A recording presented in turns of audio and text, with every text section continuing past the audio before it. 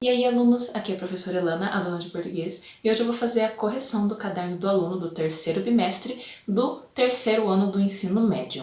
Essa é a parte 2 com as atividades 3 e 4. Se você precisa desse material em PDF, eu vou deixar o link na descrição do meu Drive, onde você encontra esses e outros materiais, e também vou deixar na descrição do vídeo a playlist, várias playlists na realidade, com tudo organizadinho de vários vídeos que eu já gravei, da Aprender Sempre, Caderno do Aluno, APs, para ajudar vocês a localizarem. Se esse vídeo te ajudar, deixa o seu like, que ajuda também muito o canal a ser divulgado. Se inscreva e ative as notificações para não perder o que tem sempre de novo aqui no canal. Me siga também nas redes sociais, é tudo Elana B. Poloni.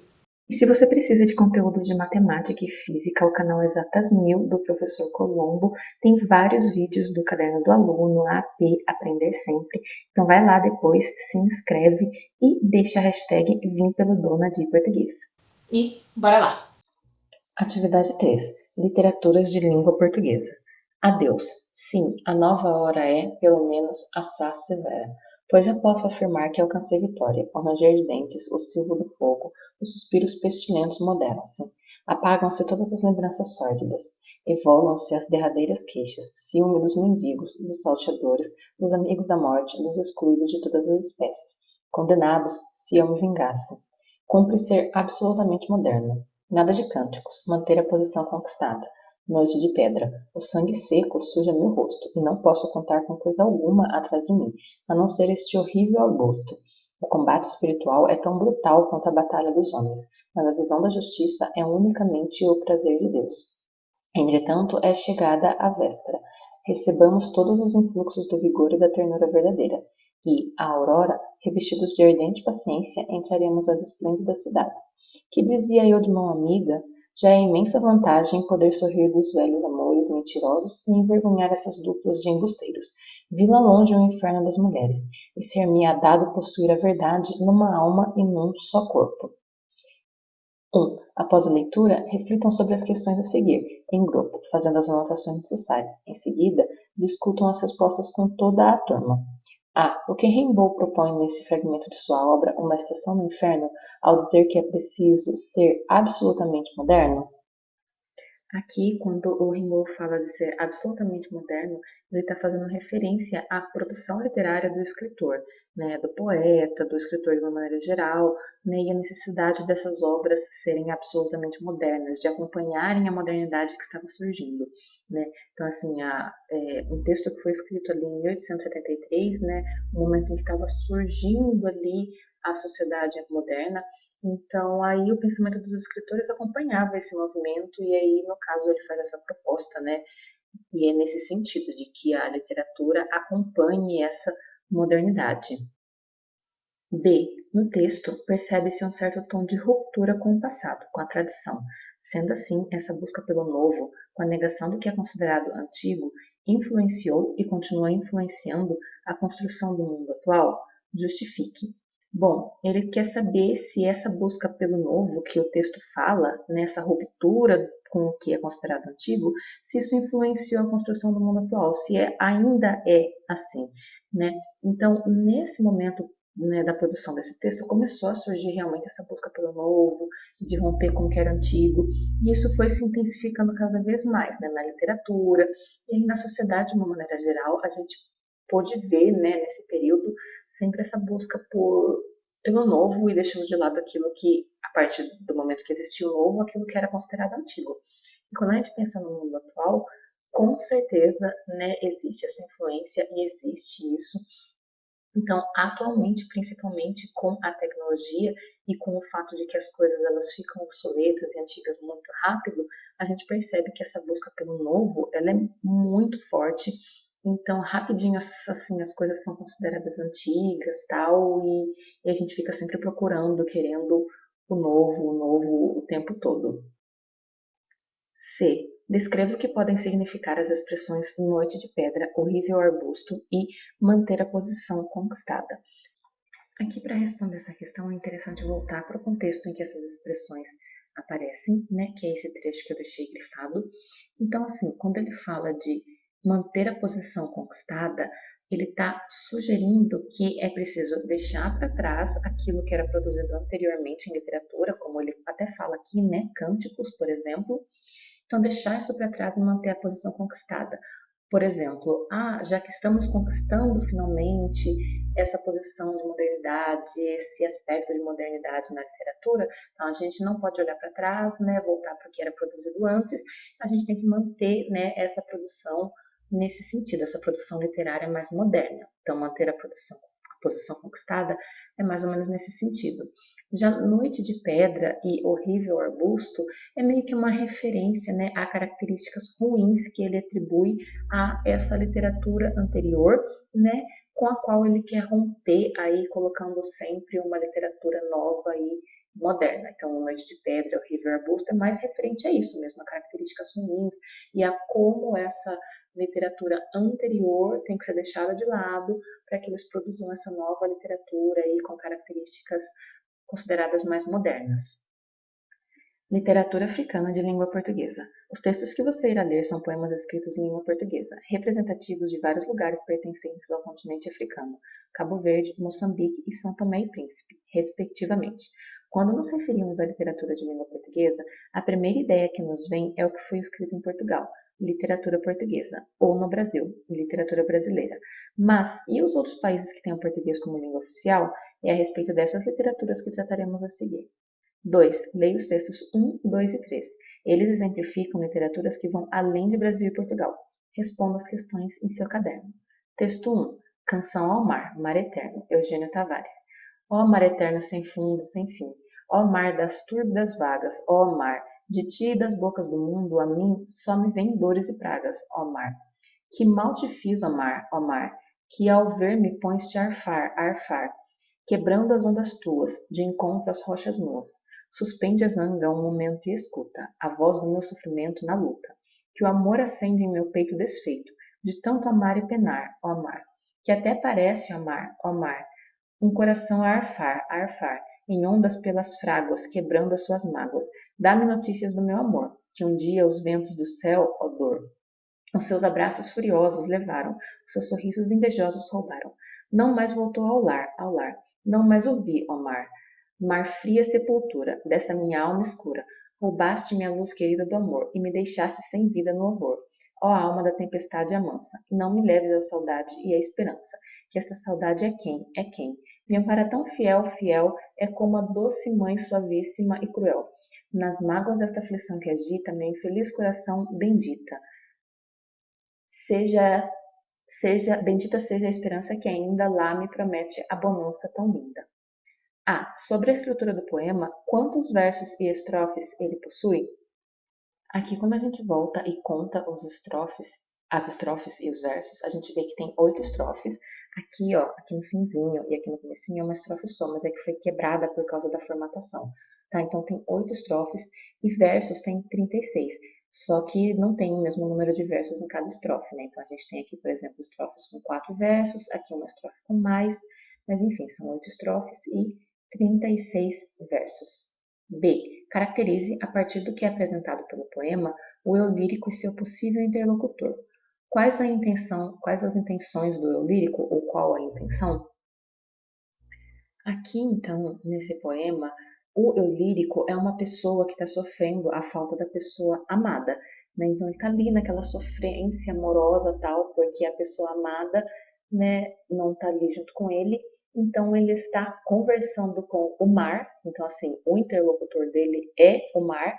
Ele está conversando com o mar ali e falando sobre a falta que ele sente da pessoa amada, né? Então, dá a entender aí que essa pessoa amada foi em alguma viagem, né? Pelo mar e ele não sabe o que aconteceu com essa pessoa, porque não voltou ainda, pode ter morrido, mas ele tem esperança que essa pessoa volte, enfim, né? E a intenção dele basicamente é desabafar mesmo, né? E é com o mar que ele está conversando. C. Que sentimento o eu lírico evoca ao longo do poema e qual é a súplica dirigida ao mar? Então, assim, o sentimento que o lírico mostra durante o poema é o sentimento de saudade, de sofrimento, porque ele não tem mais a pessoa amada, né? E o que ele pede ao mar é que o mar dê notícias dessa pessoa que não voltou e que ele Não perca também, né, que o mar não faça com que ele perca ali a saudade e a esperança de reencontrar essa pessoa. D. Nas expressões ó mar, ó dor, ó alma, qual é o efeito de sentido produzido? Aqui o efeito de sentido é justamente o de lamento, né? O de lamentação, de lamúria. Então ele está ali se queixando, se lamentando, né, pela perda dessa pessoa. E, na quarta estrofe, explique a utilização da palavra fráguas. Aqui, no contexto em que ele fala da palavra fráguas, ele está dizendo, né, que, que o coração dele, que assim, a situação do sofrimento dele parece um coração a arfar em ondas pelas fráguas, quebrando as suas mágoas. Então ele está pegando toda a situação de sofrimento dele, né, de angústia, de ansiedade dele, e comparando aí, né, de certa forma, ao próprio mar, ao próprio movimento do mar, ao próprio movimento das ondas que vão e voltam e quebram. E aí dentro disso ele coloca o coração dele. Então é toda uma analogia, né? A palavra fráguas aí surge em um contexto em que ele faz toda uma analogia para ilustrar e para mostrar como é que funciona aí o sofrimento dele pela perda da pessoa amada. F. Por que o mar está zangado? Por que o eu lírico pede a ele, suspende a zanga um momento e escuta a voz do meu sofrimento? Aqui, quando ele pergunta por que o mar está zangado, é porque é meio na natureza do mar, né? Ser bravo, ser zangado, ser algo assim incontrolável, né? Que representa ameaça, tal. Então é meio que da natureza do mar ser essa coisa indomável, né? Tanto que muitas vezes as pessoas desafiam o mar, a natureza, por algum motivo e acabam até perdendo a vida, né? Então, é meio que da natureza dele mesmo ser assim. E depois, quando ele pergunta por que o eu lírico pede a ele, suspende a zanga um momento e escuta a voz do meu sofrimento, é porque ele quer assim que o mar, ele quer desabafar e ele quer que o mar ouça todo o sofrimento que ele está sentindo, né, por ter ali perdido a pessoa amada, né, que dá-se a entender que é um navegador ou algo do tipo, e aí entrou no mar e não voltou mais. Texto 2. Surge et ambula, Rui de Noronha. Dormes, e o mundo marcha, ó pátria do mistério. Dormes, e o mundo rola, o mundo vai seguindo. O progresso caminha ao alto de um hemisfério, e tu dormes no outro sono, o sono do teu infindo. A selva faz de ti sinistro eremitério, onde sozinha à noite a fera anda rugindo.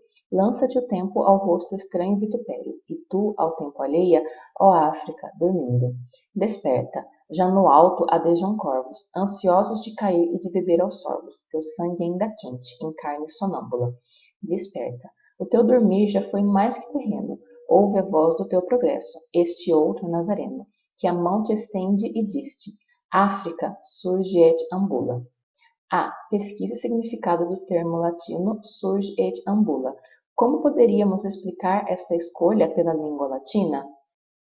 Aqui, pessoal, essa expressão significa algo como levanta e caminha, levanta e anda, e muito provavelmente o poeta escolheu essa expressão pelo valor cultural, né, que o latim sempre teve, assim, no sentido intelectual e tudo mais. Então, era uma língua assim, muito valorizada, né, e mesmo depois de se tornar uma língua morta, que já não tem mais ninguém que fale, então, por conta disso, ele acabou utilizando isso, e aí tem até uma crítica aí ao fato dessa língua, né, que é morta, que não tem mais falante, que fale, ser mais valorizada do que a própria língua e as línguas que são faladas aí na África. B. A quem o eu lírico se dirige? Ele está se dirigindo aí, no caso, à África, né, o continente aí africano. C. As palavras dormes, que iniciam o primeiro e o segundo versos, e as palavras desperta, que iniciam o nono e 12º versos, estão conjugados no mesmo modo, tempo e pessoa? Explique. Aqui, então, eu grifei, né, os verbos dormes, nas posições que ele falou, e desperta, né, aqui nas posições também que ele falou. Elas não estão conjugadas no mesmo modo e tempo verbal. Então, assim, dormes, aqui no começo, ele está conjugado no modo indicativo, no presente do indicativo, né? Então, assim, ele está simplesmente dizendo que a África dorme, né? Então, aqui tem escondidinho um tu, não aparece, mas tem escondido, né? Então, ele está dizendo tu dormes. Ele está falando com a África e ele está dizendo tu dormes, né? Tipo, você dorme, você está dormindo, né? Enquanto o mundo está andando, você está dormindo. E, E aí depois aqui no desperta já mudou o tom, porque aqui ele está falando, no dorme ele está falando o que ela faz, que é dormir. Aqui no desperta ele está falando o que ela deve fazer. Então ele está dando um comando, ele está dando aí uma ordem, ele está dando uma orientação, dizendo, ó, você está dormindo, então você tem que acordar, você tem que despertar. Tipo, ó, desperta, acorda, tá dando uma ordem, tá dando um comando para ela. Então daí aqui o modo verbal, o tempo verbal, eles já mudam, né? Então, se no dormes eu tenho o presente do indicativo, aqui no desperta eu tenho o modo imperativo, mais especificamente o imperativo afirmativo, né? Que é ali quando eu estou dando ordem, orientação, comando. Então, resumindo, no dormes está no presente do indicativo e no desperta está no imperativo afirmativo. E aí vocês podem colocar, né, a justificativa conforme eu falei. D. O que representa a imagem dos corvos no poema? Aqui ele está falando o seguinte, olha onde aparece corvos. Desperta, já no alto adejam corvos, ansiosos de cair e de beber aos sorvos, teu sangue ainda quente, em carne sonâmbula. Então, basicamente, ele está falando, ô África, acorda, reage, porque os corvos estão aí por perto, né, sobrevoando, doidos para, né, sugar tudo que tem aí na sua carne, comer a sua carne, enquanto você está aí adormecida, sonâmbula, tal. Então, assim, ele está chamando a África para reagir, né, a esses corvos que estão querendo, né, comer ali a carne dela, né? Porque o corvo ele fica ali, né, tipo sobrevoando e a hora que ele tem um momento ele vai lá e ataca, né, aquela carne, tipo se aquele corpo tá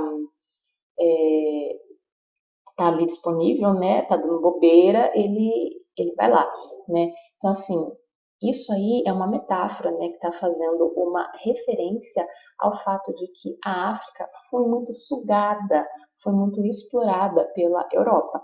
Então, assim, muito da pobreza da África atualmente se deve ao fato de que ela foi muito explorada, foi muito sugada pela Europa. Então, como a Europa aí tinha um poder maior, digamos, ela foi lá na África, sugou, pegou muitas coisas que podia, tirou o que queria e foi deixando por trás só a pobreza.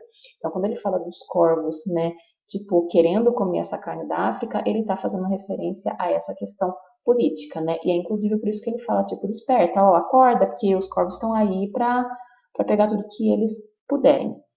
E quais as possíveis intenções do eu lírico ao terminar seu texto com a seguinte fala: África, surge et ambula? Quando o eu lírico fala para África, aí no final do texto, né, surge et ambula, né, ele está dizendo basicamente levanta e caminha, que seria a tradução, e ele está tipo convocando ela para levantar, acordar, despertar desse torpor em que ela está e reagir, né, à exploração, reagir também à necessidade, assim, enfim, de progredir, né, de ir adiante. Então, é nesse sentido, tipo, ó, acorda aí, vamos caminhar e vamos progredir e não se deixar explorar, vamos em rumo aí ao progresso, né, é nesse sentido. Texto 3. Visão. Caetano da Costa Alegre. Vi-te passar, longe de mim, distante, como uma estátua de ébano ambulante. Ias de luto, doce touche negra, e o teu aspecto pesaroso e triste prendeu minha alma, sedutora negra. Depois, cativa de invisível laço, o teu encanto a que ninguém resiste, foi-te seguindo o pequenino passo, até que o vulto, gracioso e lindo, desapareceu longe de mim, distante, como uma estátua de ébano ambulante. O eu lírico descreve em versos sentimentos de pesar e amor por uma mulher, comparando-a a uma estátua ambulante. Qual o motivo dessa comparação? Analise e justifique a sua resposta. Aqui, no caso, ele não está comparando ela simplesmente com uma estátua ambulante, né?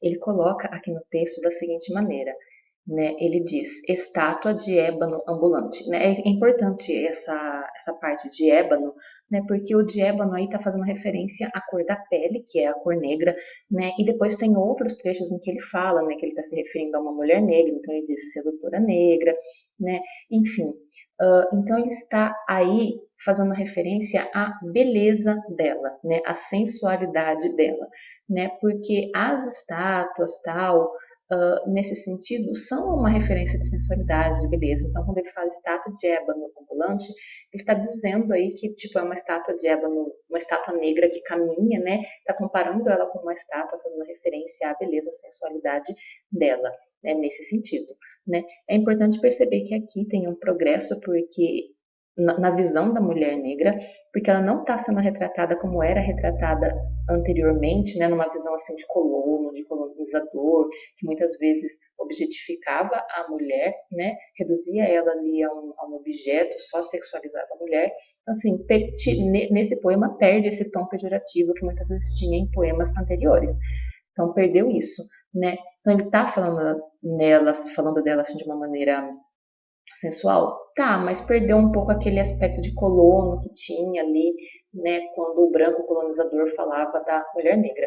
Mas ao mesmo tempo não é uma mulher que tem voz ali na poesia, né, que é vista como algo além de uma mulher bonita e sedutora, né? Então tem também essa problemática. Mas enfim, eu acabei indo um pouco além do que a questão pede, né, fazendo aí dando um pouco a minha opinião, falando um pouco assim de uma questão crítica, mas o que a questão pede realmente é a comparação, né? E aí vocês vão simplesmente se deter em responder que ele está comparando a mulher com uma estátua negra, né? Tipo, está falando que ela é uma estátua negra que anda, então está fazendo referência aí à beleza, à sensualidade dela.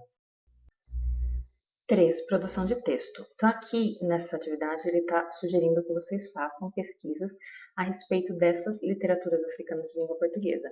Então, literatura angolana, cabo-verdiana, moçambicana, guineense e são-tomense. Então, ele propõe que sejam feitas pesquisas sobre cada uma dessas no item A.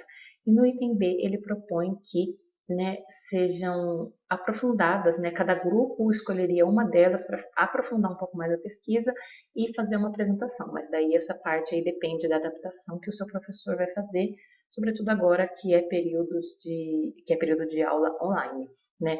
Então aqui ele coloca uns tópicos mostrando o que tem que ter na pesquisa.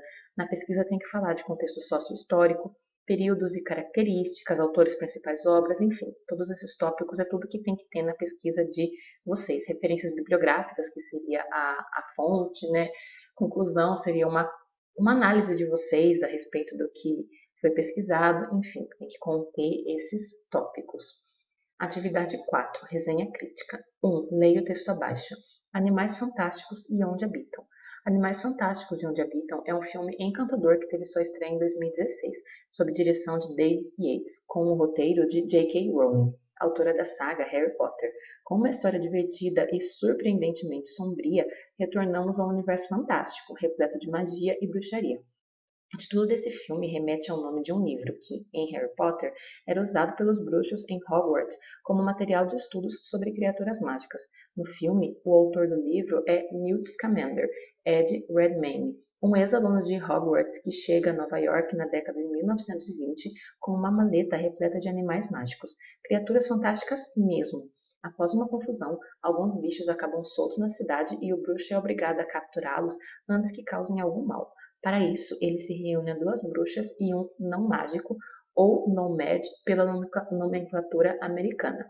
O magi-zoologista Newt depara-se com Nova York sob os ataques de uma criatura mágica misteriosa.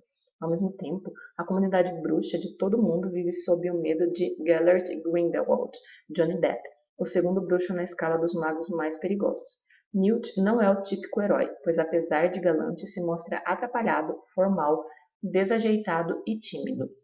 Além de Newt, destacam-se também Tina, Catherine Watterson, uma personagem forte e impaciente, que é a ponte de acesso ao Congresso Mágico dos Estados Unidos da América, MACUSA, sua irmã Queenie Ellison Suddle, que tem o poder de ler mentes, o que a permite tirar dos personagens informações que jamais seriam ditas espontaneamente, e Jacob, que representa o olhar do público, leigo ou não, ao reagir fascinado a cada movimento mágico. O longa apresenta o contexto dos Estados Unidos, no âmbito social e político da época, o que inclui o pós-guerra, a lei seca e a aproximação da crise financeira. O filme não se prende apenas à fuga das criaturas, mas por meio desse acontecimento, trata de temas relevantes como o medo do desconhecido, repressão, fanatismo religioso, intolerância e preservação ambiental. A narrativa carrega uma mistura de encantamento e terror. A trilha sonora é emocionante e os efeitos visuais são impressionantes, de tirar o fôlego. Os animais fantásticos, a maleta infinita de Newt e sua mistura de habitats, os guarda-chuvas que surgem de varinhas, os figurinos e até uma câmara da morte mágica surpreendem a cada cena. Animais Fantásticos e Onde Habitam é o início de uma série de 5 filmes que vem pela frente para encantar a todos. Responda em seu caderno. A. Que objeto cultural se observou no texto? Aqui no caso, o objeto cultural é o filme. No caso, o filme Animais Fantásticos e Onde Habitam, né? Porque uma resenha ela sempre vai focar em algo cultural para ser analisado. Então, nesse caso, é esse filme. B. Quais os dados fornecidos sobre a obra no primeiro parágrafo?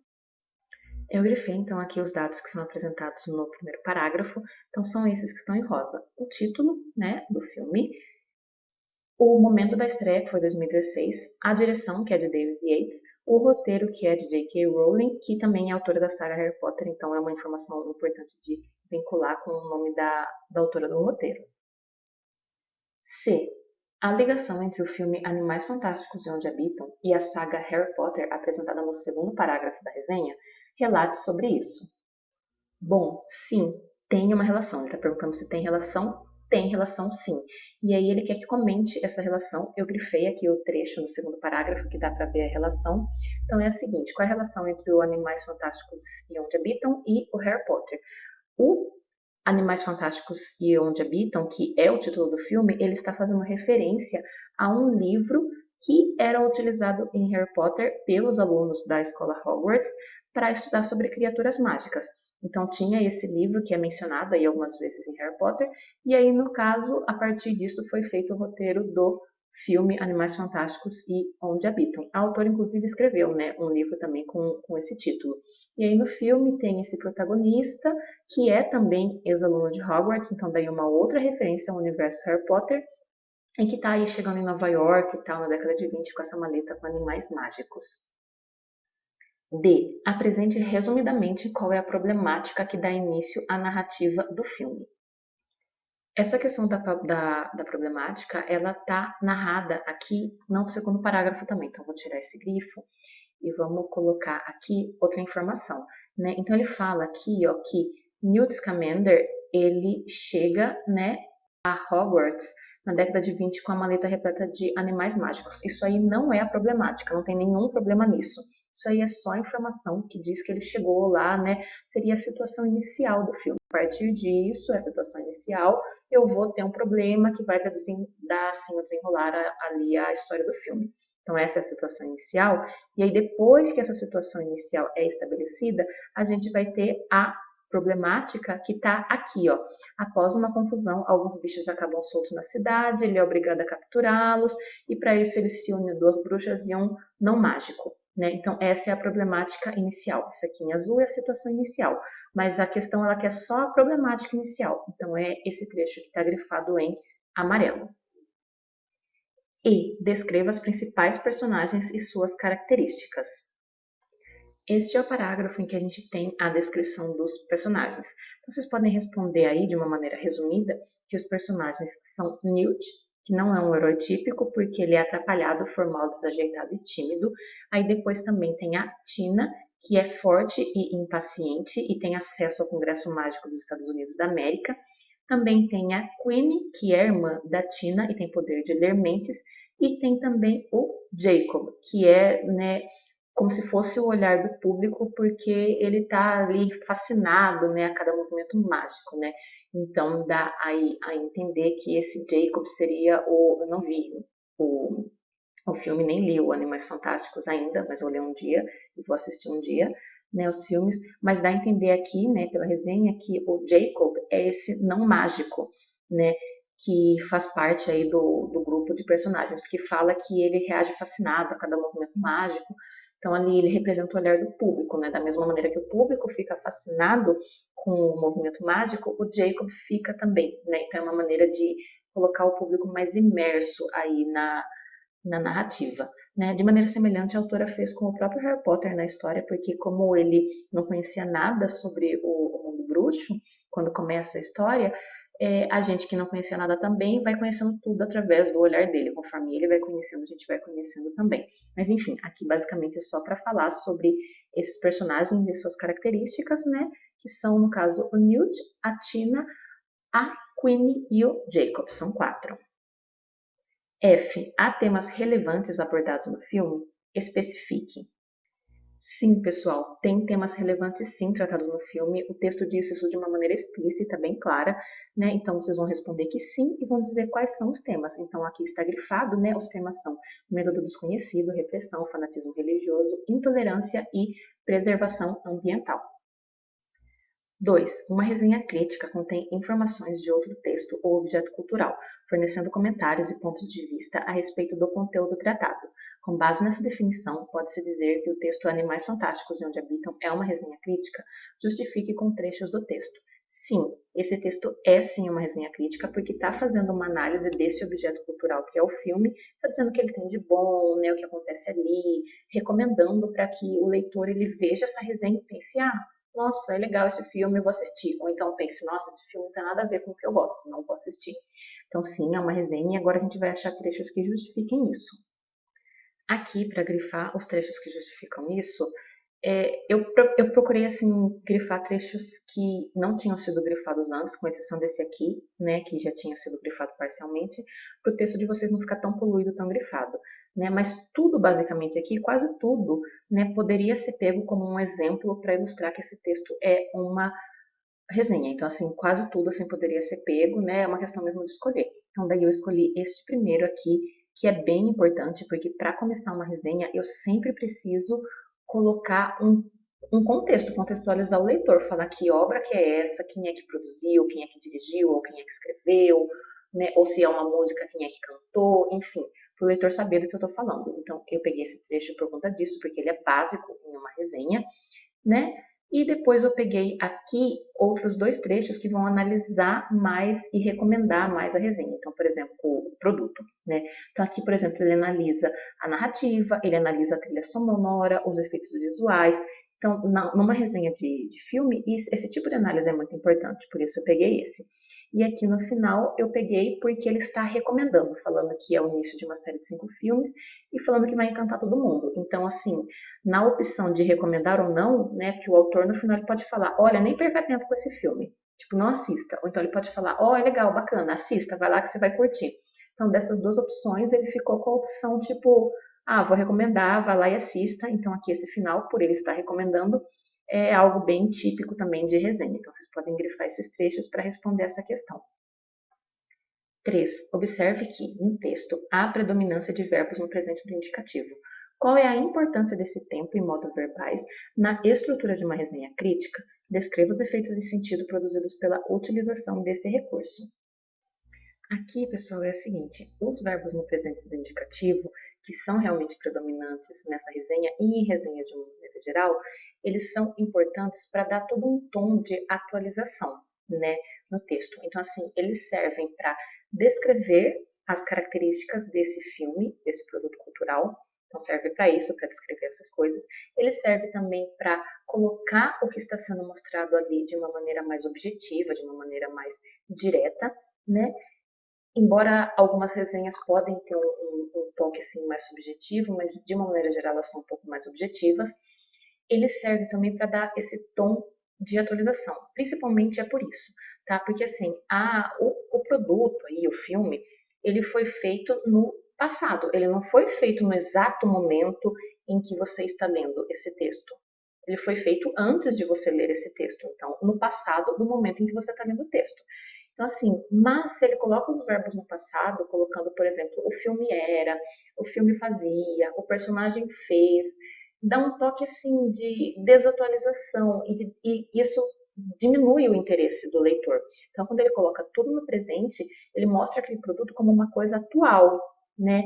E aí, como uma coisa que você deve consumir no momento presente. Então, dá todo esse toque de atualização para o texto, assim, para o produto, para que o leitor se interesse por consumir. Então, de uma maneira geral, né, a importância, né, os efeitos de sentido, né, dá para responder de uma maneira junta, né, as 2 partes da pergunta, é que o presente vai descrever, o presente do indicativo no texto vai descrever, né, os elementos ali desse produto, né, desse filme, e ele também vai dar um toque ali de atualidade, de atualização para o texto, que é muito importante, além de tornar também o texto mais objetivo e mais direto.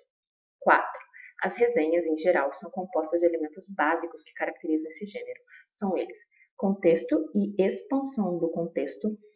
São as informações que apresentam um objeto cultural resenhado, livro, filme, álbum musical, exposição artística, peça teatral, entre outros, e mostram sua relação com outras produções, contextualizando-as. Informações básicas, descrição resumida, é a apresentação resumida da produção artística ou intelectual.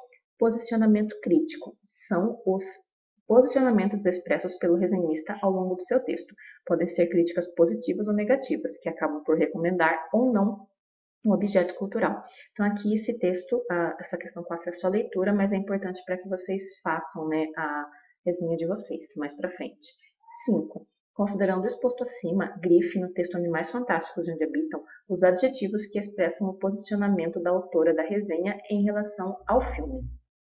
Então, vamos lá grifar de novo. Eu apaguei os grifos anteriores, né? No livro de vocês, né, vocês não vão ter essa opção de apagar os grifos anteriores, mas daí vocês podem circular, tal, com outra cor, para que não fique tudo muito poluído, né, e para que vocês consigam, né, tipo, em cima do grifo que já tinha, fazer a indicação que precisa para responder essa questão. Aqui precisa tomar cuidado com o seguinte, ó, ele pede os adjetivos que a autora usa para descrever o filme, para falar a posição dela sobre o filme, o que ela acha do filme. Então, basicamente, ali, né, o autor desse texto, ele acha que o filme é um filme incrível, encanador, etc. Só que tem um monte de adjetivos aqui nesse filme, nessa resenha, que fazem referência a várias coisas, mas não necessariamente ao filme. Então, por exemplo, quando ele fala aqui, ó, atrapalhado, formal, desajeitado, tímido, tem uma série de adjetivos, mas que estão fazendo referência ao Newt, que é um personagem, e não mostrando o que a autora achou do filme. Então, por exemplo, esses adjetivos aqui que falam do Newt, eu não posso pegar, porque eles falam do Newt e não do que a autora achou do filme. Então, daí eu coloquei aqui encantador, sombria, divertida, e depois aqui no final, emocionante e impressionantes. Mas é a crítica, portanto, é um texto que avalia uma produção artística ou intelectual. Tem o objetivo de situar e orientar o leitor, atentando para as qualidades e ou deficiências de um produto cultural. Pode ser um livro, um filme, um álbum musical, uma exposição artística, uma peça de teatro, entre outros. Ela fornece dados ao interessado, de modo que, ao ler a resenha, o leitor seja persuadido pela opinião do resenhista. Encontramos esse gênero textual em revistas, jornais, internet, livros, etc. 6. Planejando a escrita da resenha. Então, aqui, pessoal, ele vai propor, né, que vocês façam a resenha de vocês. Eles falam para vocês escolherem um produto cultural, um filme, um livro, uma obra de arte, uma música, entre outros. Eu recomendo que vocês façam de filme, porque vocês já têm um modelo aqui na apostila de como é uma resenha de um filme. Mas se quiser escolher qualquer um dos outros, tudo bem, né? E aí vocês têm que falar, né? Olha o que ele fala, observe os pontos importantes da obra escolhida. Título, autor, diretor, atores envolvidos, publicação, edição, produtor, compositor e assim por diante. Então, por exemplo, se for falar de um livro, tem que falar sobre a edição, sobre a publicação, sobre o título, sobre o autor. Se for falar sobre uma música, tem que falar sobre o compositor. Se for falar sobre um filme, tem que falar sobre o diretor, entre outras coisas. Então, vocês vão ver sobre o que vocês vão falar e aí vão ver, né, o que vocês, por exemplo, vão falar sobre filme. Então, daí ver quais desses daqui que tem que ter na resenha de vocês. Por isso que a minha recomendação é fazer sobre filme. Aí vocês escolhem o filme que vocês quiserem. Se gosta de Harry Potter, faz sobre um filme do Harry Potter. Se gosta de Homem-Aranha, faz sobre um dos filmes do Homem-Aranha. E assim por diante, né? Escolham o que vocês prefiram. E assim, é importante que vocês façam sobre um filme que vocês conheçam, que vocês assim, estejam acostumados, principalmente que já tenham visto mais de uma vez, porque aí vocês vão conseguir falar assim, com mais propriedade. Tá? Então, aqui na 6 é que vocês vão fazer a resenha e na 7 que vocês façam a revisão e a reescrita da resenha. E aí ele dá um quadro para você responder, né, para ver se a sua resenha está adequada. Aí tem uma série de perguntas para vocês responderem não, parcialmente ou satisfatoriamente. Que é para vocês analisarem a própria resenha de vocês para saber se ela está adequada ou não. Depois aqui ele fala, depois que você produziu a sua resenha, você vai pegar, você vai ler, você vai preencher esse quadro para ver se está tudo adequado, e aí depois disso você vai reescrever, fazendo as alterações que forem necessárias para melhorar ela. E por fim você vai publicar no blog da turma, no mural, etc. E aí essa questão de publicação depende da orientação e da adaptação do professor de vocês. Bom, eu espero que esse vídeo tenha te ajudado. Se ele te ajudou, deixa o like para ajudar também o canal, compartilha com os seus amigos, se inscreva para ficar sempre ligado. É isso, até a próxima e tchau, tchau!